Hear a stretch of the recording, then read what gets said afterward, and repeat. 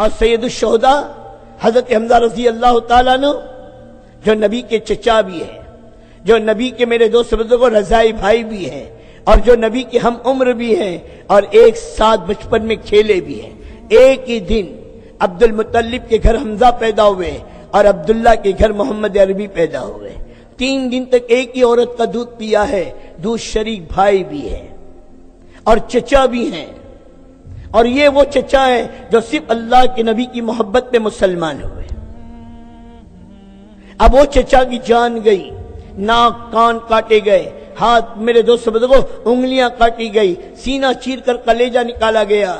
حضور صلی اللہ علیہ وسلم نے احد کے میدان میں پوچھا کہ میرے چچا حمزہ دکھائی نہیں دیتے۔ لوگ تلاش میں نکلے، زندوں میں تلاش کیا، حمزہ نہ ملے، مردوں میں تلاش کیا تو حمزہ کو اس حال میں پایا، مرنے والوں میں تلاش کیا گیا تو اس حال میں پایا کہ دیکھا نہیں جا سکتا۔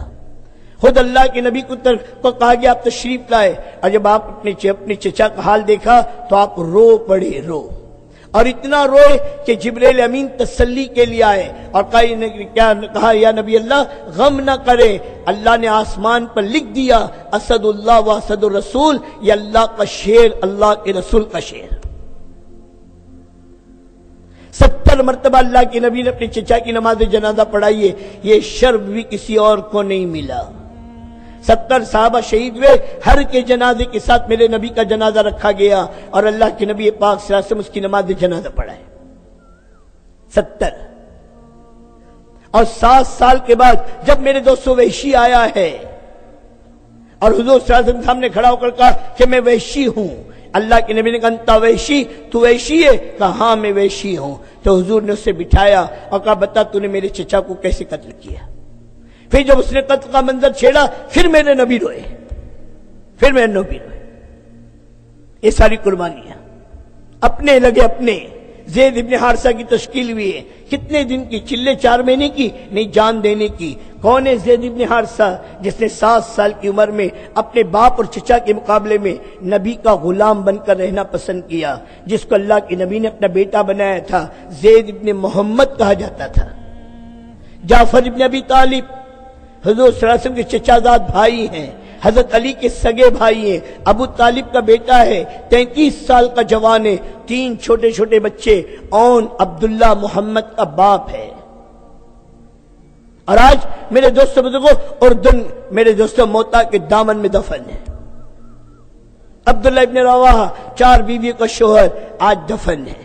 ساری دنیا کی قربانیاں، اب یہ ساری قربانی میرے نبی نے دین کے لیے دلوائے، نہ خود چین سے بیٹھا، نہ بیٹھنے دیے، ایک ایک مسلمان کو دنیا میں بھیجا، جاؤ میرے کلمے کو لے کر، جاؤ اس مبارک دین کو لے کر دنیا میں پھرو۔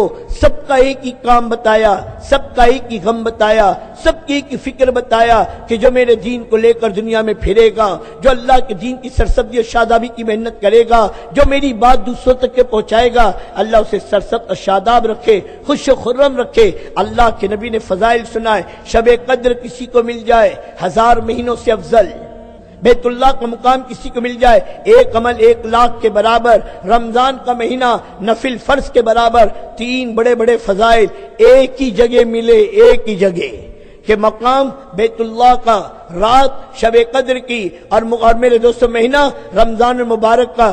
اس رات میں، اس مقام پر، اس مہینے میں کوئی پوری رات عبادت کرے، آقا فرما رہے ہیں اس سے افضل اللہ کی راہ میں تھوڑی دیر کا نکل جانا۔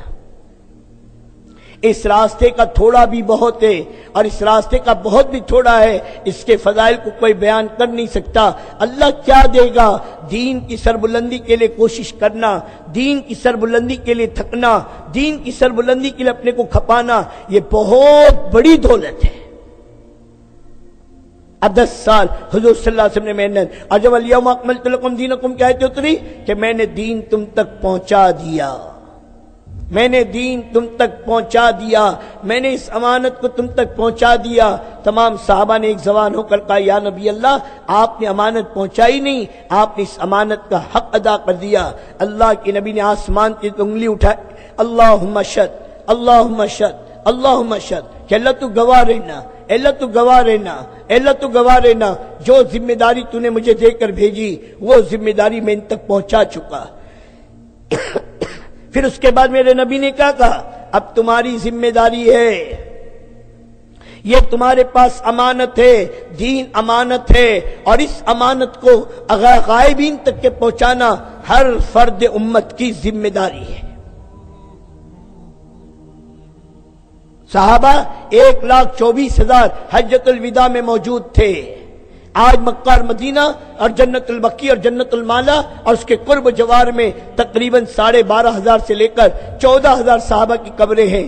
1,10,000 اس امانت کو لے کر دنیا میں گئے، کوئی مشرق کی طرف، کوئی مغرب کی طرف، کوئی شمال کی طرف، کوئی جنوب کی طرف، سب کی ایک ہی فکر تھی، سب کا ایک ہی دھن تھا۔ چلے کا مسئلہ نہیں تھا، 4 مہینے کا مسئلہ نہیں تھا، سال کے لگانے کا مسئلہ نہیں تھا، ریٹرن ٹکٹ نہیں تھی، جو جہاں گیا وہاں کے خاک کا پیون بنا۔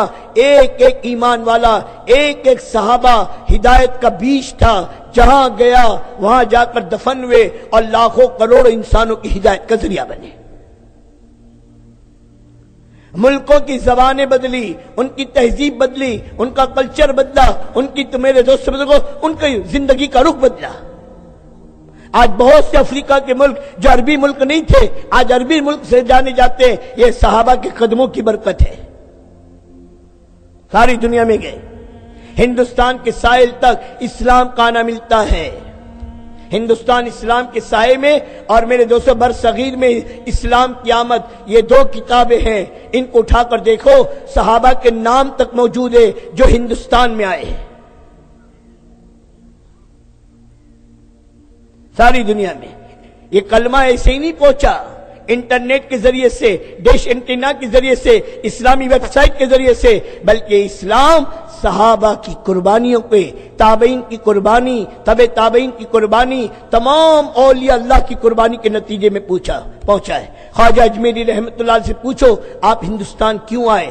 مال کے لیے، کارخانوں کے لیے، فیکٹری کے لیے، دنیا کمانے کے لیے؟ خواجہ رحمت اللہ علیہ ہندوستان آئے ہیں نبی کے غم کو لے کر، نبی کے کام کو لے کر، نبی کے پیغام کو لے کر، نبی کی مبارک دین کو لے کر کہ دین دنیا میں زندہ ہو۔ آج خواجہ رحمت اللہ علیہ یہاں آرام کر رہے ہیں، اور آپ کا دین، میرے دوست، آپ کا 90 لاکھ انسانوں نے آپ کی زندگی کو دیکھ کر، آپ کے اعمال کو دیکھ کر، وہ نورانی اعمال، وہ روحانی اعمال، وہ آقا مدنی صلی اللہ علیہ وسلم کی سنتوں والی زندگی، ان کو دیکھ کر 90 لاکھ انسانوں نے کلمہ پڑھا۔